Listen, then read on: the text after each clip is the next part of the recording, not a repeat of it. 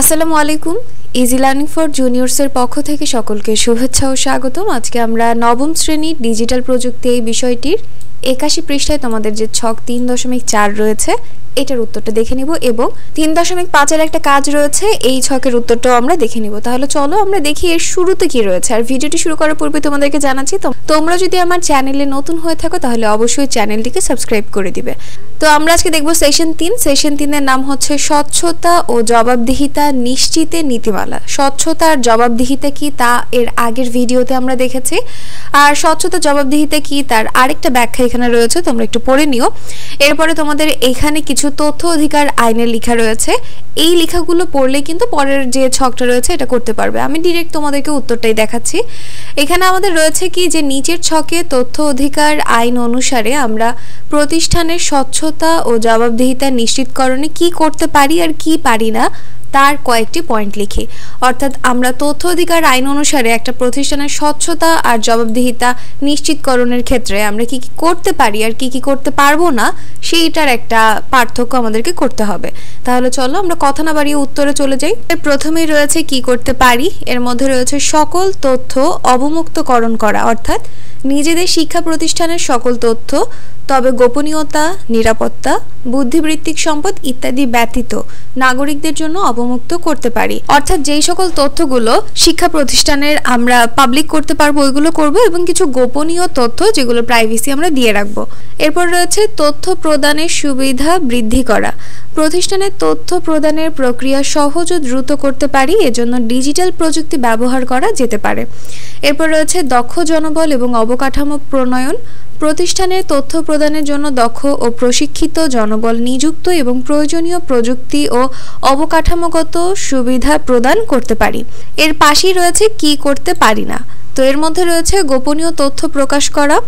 তথ্য অধিকার আইনের ৫ম ধারায় বলা হয়েছে যে গোপনীয়তা, নিরাপত্তা, বুদ্ধিবৃত্তিক সম্পদ ইত্যাদি সংক্রান্ত কোনো তথ্য প্রকাশ করা যাবে না।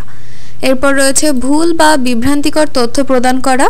তথ্য অধিকার আইনের ৭ম ধারায় বলা হয়েছে যে তথ্য প্রদানের ক্ষেত্রে সঠিক ও নির্ভুল তথ্য প্রদান করতে হবে, ভুল বা বিভ্রান্তিকর কোনো তথ্য প্রদান করা যাবে না।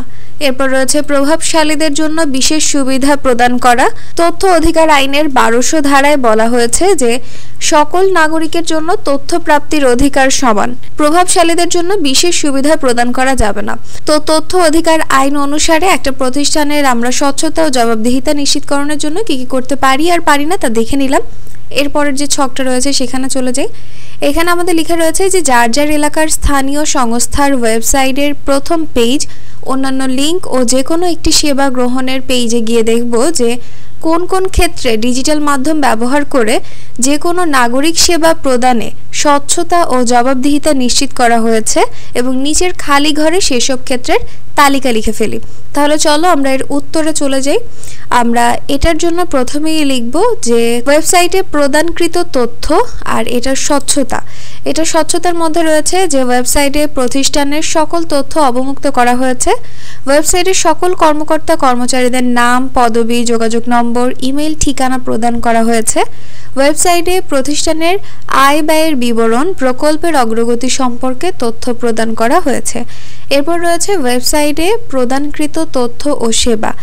আর কি কি তথ্য ও সেবা রয়েছে তা হচ্ছে রাস্তা খননের অনুমতি, নতুন holding number, holding tax service কার্যপ্রণালী, হোল্ডিংয়ের নামজারি, DAMFA, ট্রেড লাইসেন্স ইস্যু ও নবায়ন পদ্ধতি, জন্ম সনদ, কবরস্থান ব্যবস্থাপনা, ধূমপান মুক্তকরণ নির্দেশিকা, যান যন্ত্রপাতি ভাড়ার হার ও নিয়মাবলী, কমিউনিটি সেন্টার বুকিং।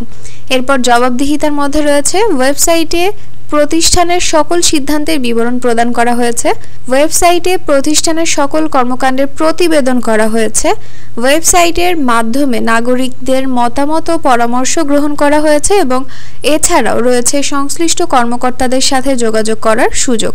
তো আমরা আমাদের ৩.৪ এবং ৫-এর যে ছক ছিল তার উত্তর দেখে নিলাম। পরবর্তী ভিডিওতে সেশন ৪-এর যে কাজটি রয়েছে তার উত্তর দেখে নিব। তো আজকের ভিডিওটি এই পর্যন্তই। ভিডিও যদি তোমাদের কাছে ভালো লেগে থাকে তাহলে অবশ্যই সাবস্ক্রাইব করে দিবে এবং পাশে থাকা বেল আইকন বাটনটি প্রেস করে দিবে। তো আজকে এই পর্যন্তই। আল্লাহ হাফেজ।